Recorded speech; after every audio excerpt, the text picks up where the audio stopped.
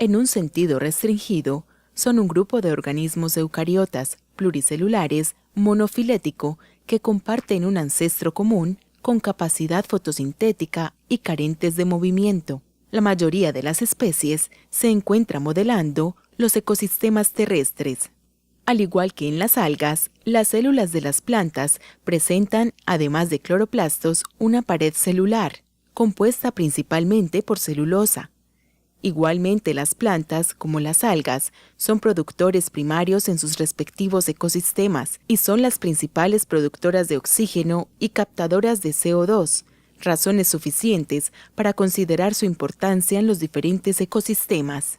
Para referirnos un poco a la anatomía de las plantas, debemos considerar una división artificial del reino en dos grupos: las plantas no vasculares, que comprenden a los musgos y las hepáticas, y las plantas vasculares, que comprenden el resto de plantas que conocemos en los ecosistemas terrestres y algunos acuáticos.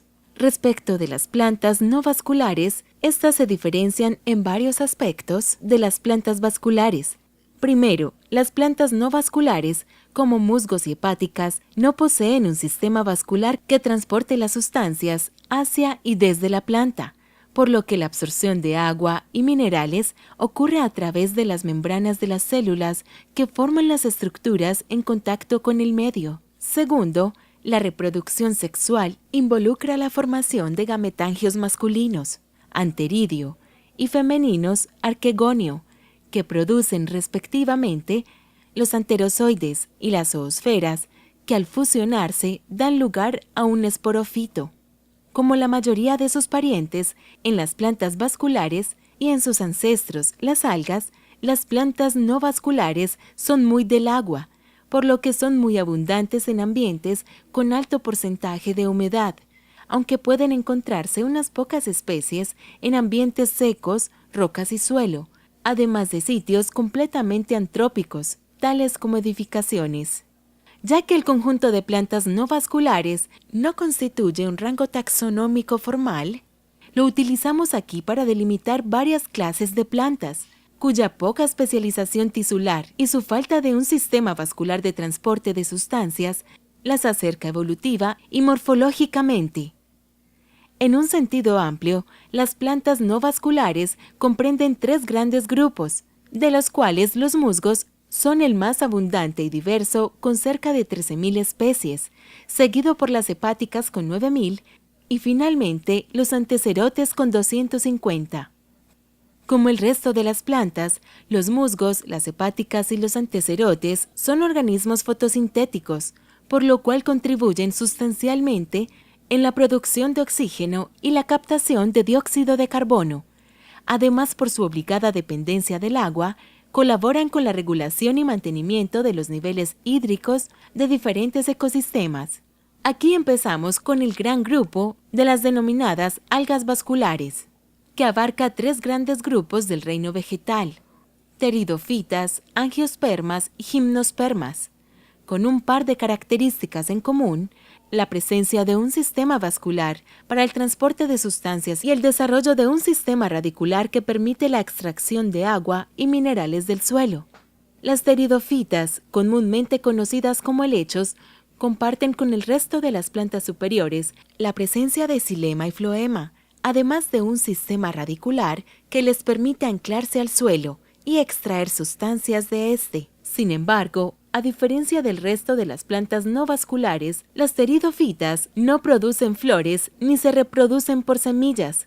En su lugar, producen esporas en estructuras llamadas soros. Las pteridofitas son el grupo de plantas terrestres más antiguo e incluye las elanigelas, un grupo género con cerca de 750 especies, equisetos con 15, licopodios más de 500 y helechos cerca de 10.000. Como mencionamos anteriormente, las pteridofitas, a diferencia de las gimnospermas y las angiospermas, que producen flores y semillas, se reproducen por esporas, que generalmente se forman durante la fase diploide de su ciclo reproductivo. Las gimnospermas son otro grupo muy antiguo de plantas, pero en este se formaron conos con semillas, Sin embargo, como lo indica la etimología de la palabra, las semillas en estas plantas son desnudas, sin formación de frutos, como es el caso de las angiospermas. Las gimnospermas se reproducen por medio de gametofitos masculinos, conocidos como polen, que se encuentran en conos pequeños, y gametofitos femeninos llamados óvulos, que se encuentran en conos más grandes, conocidas como estróbilos. El polen es transportado por el viento o por animales y llega al óvulo desnudo. El proceso de fecundación puede tardar un par de años y luego de formarse las semillas, estas son dispersadas por el viento y los animales. Considerando ahora su diversidad, las gimnospermas son un conjunto de plantas vasculares, leñosas, que abarca las cícadas, los gingos, los netales y las coníferas, con un aproximado de 800 especies. Además de embellecer los paisajes y diversificar los hábitats, las gimnospermas cumplen, como el resto de las plantas y las algas, con la importante función de producir oxígeno y captar CO2. También sirven de refugio y hábitat para otros organismos y son materia prima en actividades antrópicas. Finalmente, mencionamos aquí el más diverso y evolucionado grupo de plantas, las angiospermas, cuya etimología hace referencia a la producción de una estructura que contiene la semilla, a diferencia de las coníferas, donde la semilla es desnuda. Así como en las gimnospermas, las angiospermas se reproducen sexualmente por medio de polen producido en los estambres que fecunda al óvulo, localizado en la base de una estructura denominada pistilo. Pero a diferencia de las primeras, en esta se presenta una doble fecundación, produciendo una estructura triploide, 3N, llamada endospermo, que nutre al embrión.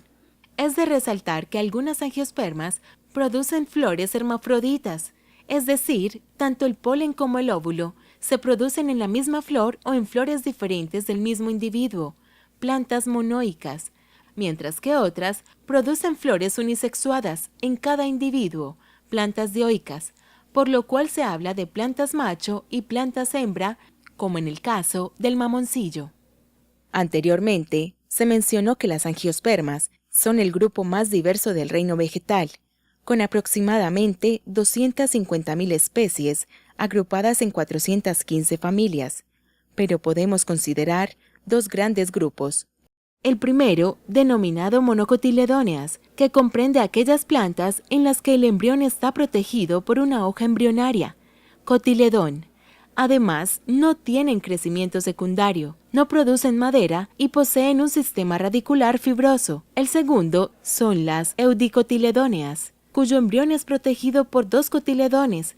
Muchas de sus especies presentan crecimiento secundario, como los árboles, los arbustos y demás plantas leñosas, y su sistema radicular es del tipo pivotante, donde en algún momento hay una raíz principal o dominante. Al igual que las gimnospermas y las pteridofitas, las angiospermas contribuyen en la modificación del paisaje y la diversidad de ecosistemas y hábitats.